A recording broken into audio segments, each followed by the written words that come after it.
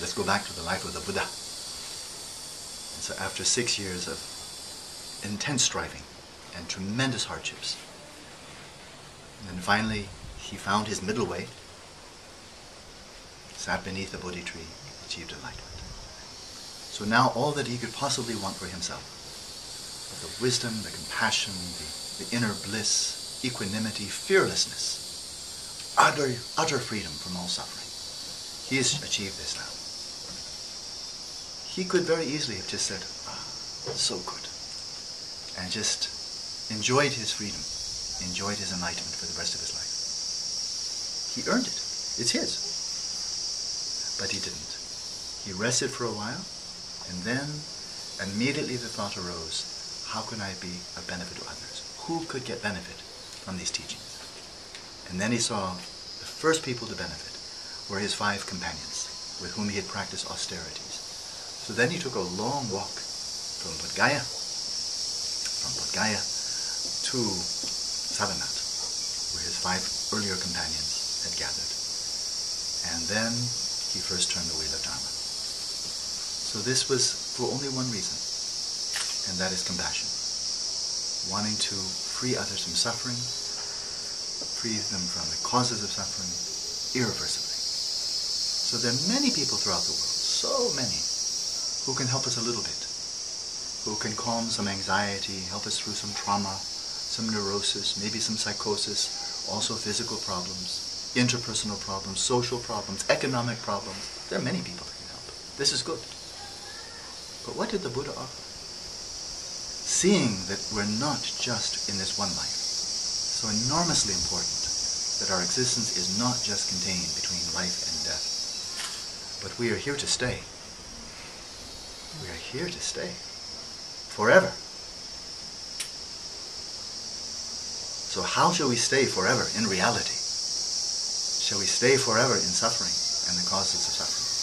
Are we content with that?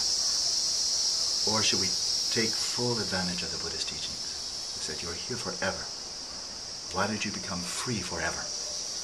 Enlightened forever. This is what he offered. The marga, the path, to really free yourself from suffering, the causes of suffering, and completely unveil your Buddha nature. This is what the Buddha offered. Now imagine if he rose from his own enlightenment and he walks this long way and he then turns the wheel of Dharma to these 5 students right from his enlightened mind, and then they don't practice. So sad that he's giving them the most precious gift that anyone in the world can ever give to anyone else. There are many, many wonderful gifts, but what greater gift than to share the Dharma that can free you forever from suffering and the causes of suffering. And this is what the Buddha offered. And now for 2,500 years, 100 generations of teachers tracing back to the Buddha have offered this Dharma. And it's still alive. It's not just in books, it's not just conceptual, it's not just history. Still people profoundly experiencing the truths of the Buddha's teachings and gaining liberation. So when teachers nowadays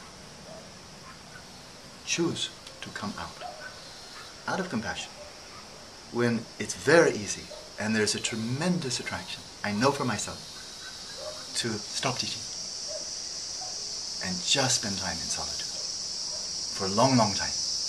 There's a tremendous pull. This is true. Live completely simple, just meditate all day. Have nothing else to do. No problems. Just very strong attraction.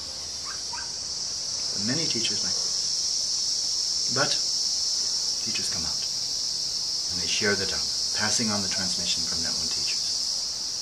So if the teachers are willing to come out and not just devote themselves to their own individual practice, but come out to share Dharma, then there's only one way to repay that kindness. It's very nice to offer money, it's very nice to offer service, to build temples, to do all kinds of service, all very good. But the teacher doesn't need that. Teacher doesn't need reputation, doesn't need monasteries, doesn't need students, doesn't need any of that. What would please the teacher, to respond to the teacher's motivation. The teachings are offered to free you from suffering and causes of suffering. So even if you offer no money, you're so poor, you can only offer a handful of dirt and wish it was gold. That's very valuable if you're really practicing. And so if you really want to repay the kindness of teachers, this is the most important way. Take advantage of the teachings.